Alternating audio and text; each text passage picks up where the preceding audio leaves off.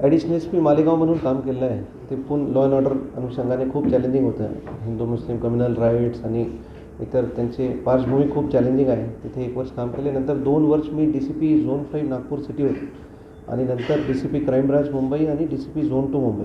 तर ते city based जे पोलिसिंग आहे, सिटी बेस्ड जे क्राईमचे पॅटर्न आहे, city based law and order आहे, त्यांचे अनुभव आहे ऑलरेडी. गडचिरोलीचे जे पोलिसिंग होते अत्यंत वेगळं होतं. त्यामध्ये नक्षलवाद्यांचे खूप मोठं आव्हान होतं आणि 3.5 वर्षामध्ये ऑलमोस्ट गडचिरोलीवरून नक्षलवाद हद्दपार झालेला आहे. आणि ते रुरल पोलिसिंग गडचिरोलीमध्ये करण्याची संधी भेटले आणि जे आमचे सिटी बेस्ड पोलिसिंगचे एक्सपिरियन्स आहे ते मिक्स ऑफ सिटी आणि अर्बन आणि रुरल पोलिसिंग करण्याचे आमचे प्रयत्न राहणार आहे. आणि मी स्पष्ट हे सांगू इच्छितो की मी कन्स्ट्रक्टिव्ह क्रिटिसिझममध्ये खूप बिलीव्ह करत आहे. काही आमचे पोलिसांचे काही चूक असले तर तुम्ही ते समोर आणा आणि त्यामध्ये सिस्टममध्ये इम्प्रूव्हमेंट व्हायला पाहिजे हेच आमची धारणा आहे. आणि ते सिस्टममध्ये इम्प्रूव्हमेंट तसे कधी होणार आहे जेव्हा तुम्ही फॅक्च्युअल आमचे समोर घेऊन येणार आहे. आमचे पण यंत्रणा लक्ष ठेवणार आहे, परंतु जे पण कन्स्ट्रक्टिव्ह क्रिटिसिझम आहे ते ऑलवेज वेलकम आहे. त्यामध्ये काही अडचण नाही.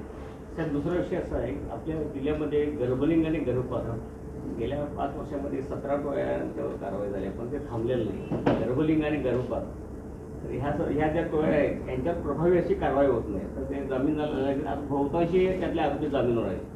त्यांना मशीन मिळतं, ते शेल्टर्स सुरू करतात. काय कठोर अशी काय कारवाई करणार? हे मोका वेळ अशी प्रभावी कारवाई हे थांबणार नसेल. मोठा कायदा आहे PCPNDT ॲक्ट अनुषंगाने, तर त्यावर मी माहिती घेतो काय आहे. मी आपल्या माध्यमाने ते वाचले आहे की ते एक इश्यू आहे या जिल्ह्यामध्ये. पण त्यांच्यावर काय प्रभावी कारवाई करता येईल, कोणकोणते पॉकेट्स अफेक्टेड आहे, काय रिझन आहे आणि त्यांच्यावर कठोर कारवाई निश्चित करू.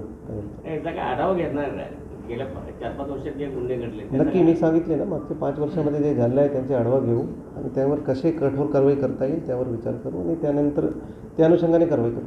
NLP कंपनीच्या माध्यमातून बऱ्याच प्रमाणात जिल्ह्यात फसवणुकीच्या घटना घडल्या, त्याच्यावर प्रभावीपणे कारवाई होणे अपेक्षित आहे. ते पण करतो. मी ते सांगितले, मी 20 मिनटापूर्वी चार्ज घेतले आहे. बरेचसे मतलब क्राईममध्ये एक्झॅक्ट जे बायफर्केशन्स आहे मला माहीत नाही, परंतु मला विश्वास आहे की मी उद्या गेमसाठी मुंबईला जात आहे.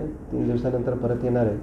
त्यानंतर एक एक करून सर्वांचे रिव्ह्यू घेऊ आणि 3 महिन्यानंतर जेव्हा असे डिटेलमध्ये भेटू तर प्रत्येक प्रश्नावर उत्तर माझ्याकडे असणार आहे.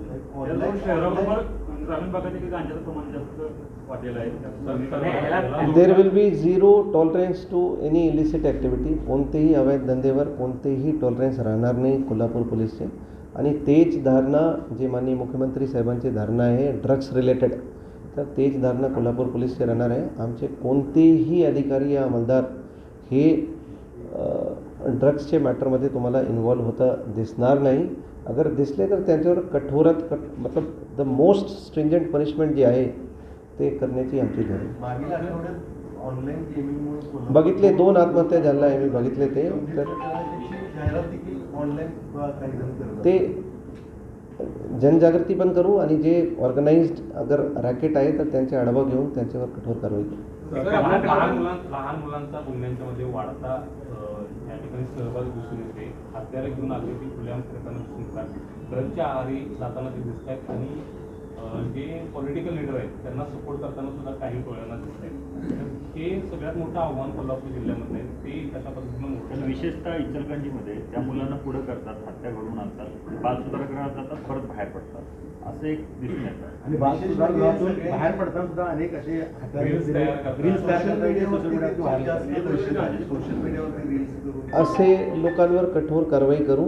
ते प्रोव्हिजन आहे जुवेनाईल जस्टिस ॲक्टमध्ये की जुवेनाईलला ॲडल्ट ट्रीट करण्याचे, अगर हिनस क्राईम असला तर त्यांना ॲडल्ट ट्रीट करण्याचे प्रोव्हिजन आहे आणि ॲडल्टसारखे ट्रायल करण्याचे पण प्रोव्हिजन आहे. तर त्या अनुषंगाने काय करता येईल आणि संघटित गुन्हेगार टोलीमध्ये अगर ते जुवेनाईल्सनं पुढे करून मागे कोणी आहे तर त्यांचे लास्ट बॅकवर्ड लिंकेजेस कुठेपर्यंत जात आहे तिथेपर्यंत कोल्हापूर पोलीस पोहोचणार आहे. खरं तर आमदार संजय गायकवाड यांच्या संदर्भात एक तक्रार काल राजारामपुरी पोलीस स्टेशनमध्ये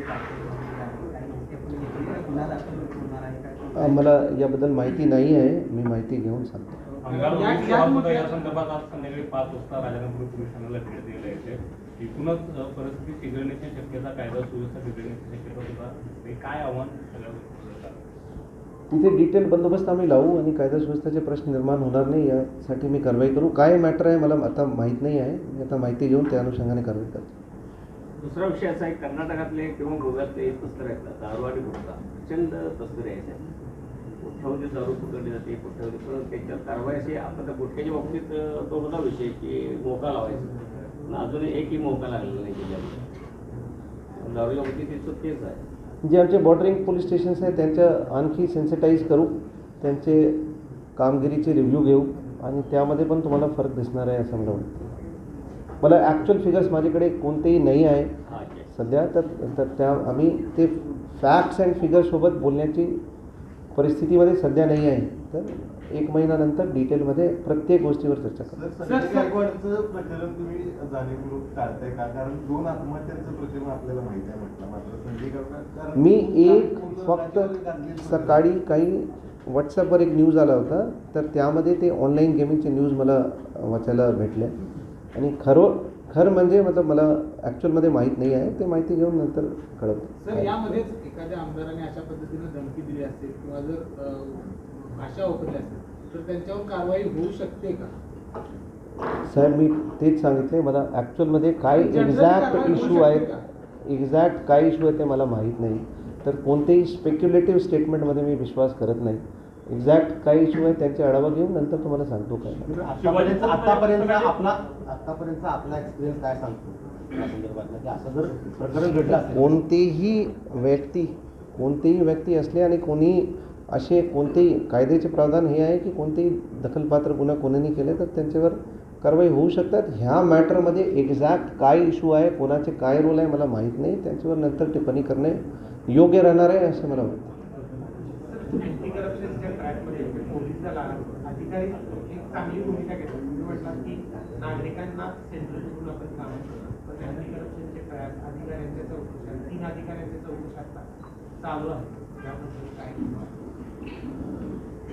प्रयत्न करू की आमचे लोक अँटी करप्शन हे 2-3 गोष्टी मला पर्सनली आवडत नाही. एक कस्टोडियल डेथ आहे, एक अँटी करप्शन ट्रॅप्स आहे आणि तिसरा इलिसिट ॲक्टिव्हिटीज आहे. तर हे 3वर कोल्हापूर पोलीस काम करणार आहे, मला विश्वास आहे. सर, कोल्हापुरातल्या स्थानिक गुन्हे अन्वेषण शाखेच्या पोलीस निरीक्षकाचा पदभाराचा वाद आहे तो मॅचपर्यंत गेलेला आहे. आता राजकीय पक्ष देखील या संदर्भात प्रश्न विचारायला लागलेले आहेत. काही आपण माहिती या संदर्भात घेतलेली आहे? मी पहिल्यांदा इथे आलो, पोलीस स्टेशन SP ऑफिस कसे आहे ते पहिले बघितले आहे, त्याबद्दल पण माहिती घेऊ. योगेश सरांसोबत प्रॉपर आमचे हँडओव्हर होऊ शकले नाही कारण की काल परत DG सरांचे इन्स्पेक्शन होते आणि सकाळी त्याला नागपूरला जायचे होते. मी उद्या त्यांना मुंबईमध्ये पण भेटणार आहे. असे जे इश्यूज आहे, जे पेंडिंग आहे, ज्यावर लक्ष देण्याची गरज आहे त्यांची माहिती घेऊन त्या अनुषंगाने कारवाई करू. तर तुमची काम करण्याची स्टाईल कोल्हापूरमध्ये कशा पद्धतीची असणार आहे हे तुम्ही सांगा. आमचे काम करण्याची स्टाईल तुम्हाला दिसणार नाही. ओव्हरऑल कोल्हापूर पोलीसचे काम तुम्हाला दिसणार आहे ऑन स्ट्रीट. ठीक आहे. मी ॲक्च्युली मी पडद्याच्या मागे राहून काम करण्याची माझी पद्धत आहे. कोणीही असे unless and until something sensational happens me press brief पण नाही घेणार, प्रेस कॉन्फरन्स पण नाही घेणार. आमचे लोक घेणार आहे आणि ओव्हरऑल तुम्हाला एक पॉझिटिव्ह इमेज कोल्हापूर पोलीसचे ते कंटिन्यू दिसणार आहे अशी मला खात्री आहे. सर, आम्हाला इलेक्ट्रॉनिक मीडियासाठी काही कोर्स असतात ते लागतात, तर त्यासाठी तुम्ही मग अधिकारी आम्हाला हे करून द्या. जर आपण ब्रीफ करणार नसाल तर मग एखादा अधिकारी की जे आम्हाला अशा वेळी कंटिन्यू बाईट देईल किंवा त्याची ऑथेंटिक माहिती दिली. मेजर असेल तरच आम्ही विचारतो. हां, जे सेन्सेशनल राहिले आणि मला वाटतं की त्यामध्ये मला स्वतः ब्रीफ करण्याची गरज आहे तर मी नक्की करू. त्यामध्ये काही नाही. असे नाही की I am not accessible. Me accessible आहे, परंतु me let the team work. माझी टीम जे काम करणार आहे ते माझी टीम, फेलियर जे आहे ते माझी आहे, सक्सेस जे आहे माझी टीमची आहे. मी हे धारणाने काम करणार आहे आणि पॉझिटिव्ह काम तुम्हाला होतं दिसणार आहे. पोलीस आणि अधिकारी यांच्यामध्ये समोर राहायला पाहिजे की ह्या त्याचा एक पोलीस अधिकारीमध्ये पोलीस आणि पत्रकार नक्कीच राहणार आहे. अथॉरिटी कोणतरी एक आपल्यातला असतो. मी DCP क्राईम ब्रांचमध्ये मुंबई पोलीसचे आम्ही PRO पण होतो आणि एक चांगलं कोऑर्डिनेशन पत्रकार आणि पोलीसमध्ये राहणार आहे, यामध्ये कोणतेही दुमत नाही. चल थँक्यू. इधर ही पे ना. जरा हे आपण कसं सगळ्यांना